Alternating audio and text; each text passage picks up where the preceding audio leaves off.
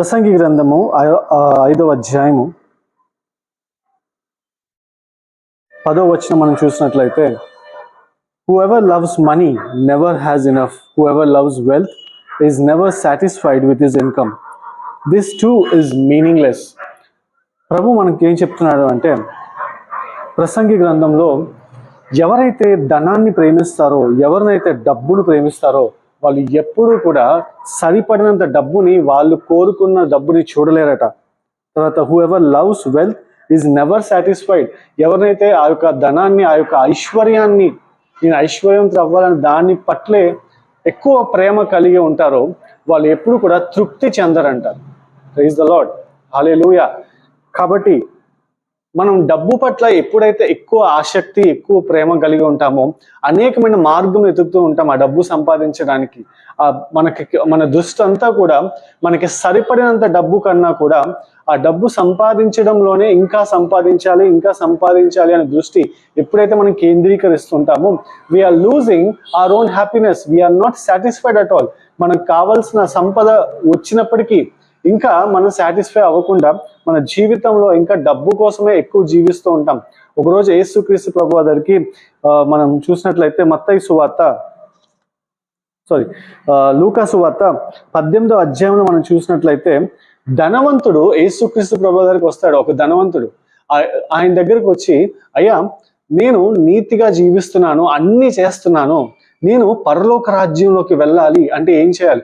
సాధారణంగా మనకి ఎవరైనా మంచి బోధకులు కానీ, లేదా మంచి ప్రవక్తలు కానీ, లేదా మంచి దేవునిలో పరిశుద్ధిగా లేని సేవ చేస్తున్న వాళ్ళు కనిపిస్తే మనం ఇలాంటి సందేహాలు అడుగుతుంటాం. అలాగే యేసుక్రీస్తు ప్రభువు దగ్గరికి వచ్చి, అయ్యా, నేను 10 ఆజ్ఞలు పాటిస్తున్నాను, బైబిల్లో ఉన్నవన్నీ కూడా నేను పాటిస్తున్నాను, నేను పరలోక రాజ్యంలోకి నేను వెళ్ళాలి అంటే ఏం చేయాలి అని చెప్పి యేసుక్రీస్తు ప్రభువాన్ని ఒక సందేహంతో ఆయన దగ్గరికి వస్తాడు.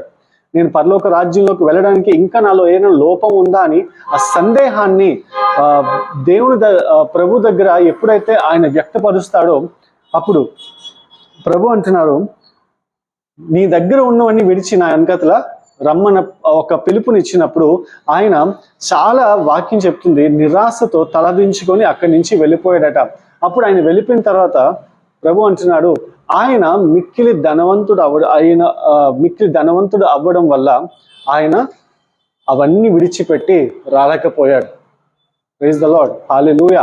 ఈరోజు మనం ఏదో ఒక రోజు మనకున్న ధనాన్ని విడిచిపెట్టి వెళ్ళిపోవాలి.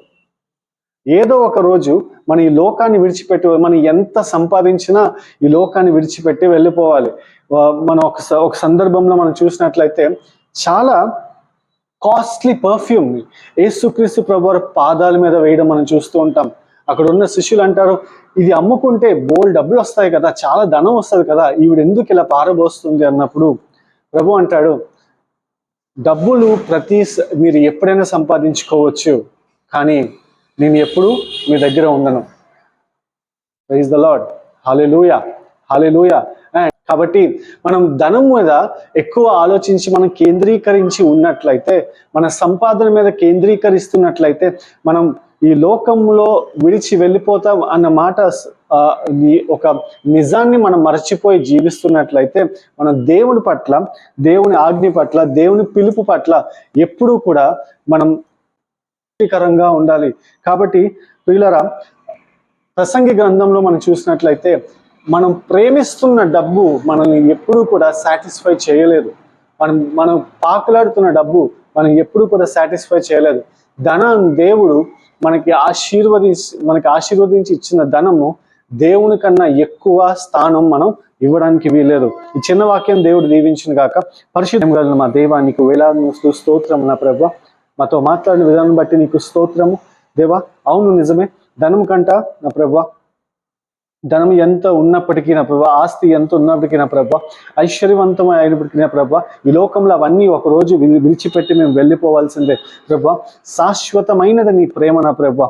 మేము నిత్యము నిరంతరము మేము మరణించిన పొందుకోబోయేది నీ రాజ్యమేనయ్యా ప్రభా. నీ రాజ్యం పట్ల మా దృష్టి కేంద్రీకరించి ఉంచి మేము ముందుకు వెళ్ళే విధంగా మమ్మల్ని దీవించి నడిపించమని ఈ మనవులని మా నాథుడైన యేసుక్రీస్తు నామమున కృప కలిగిన మా తండ్రి, ఆమేన్.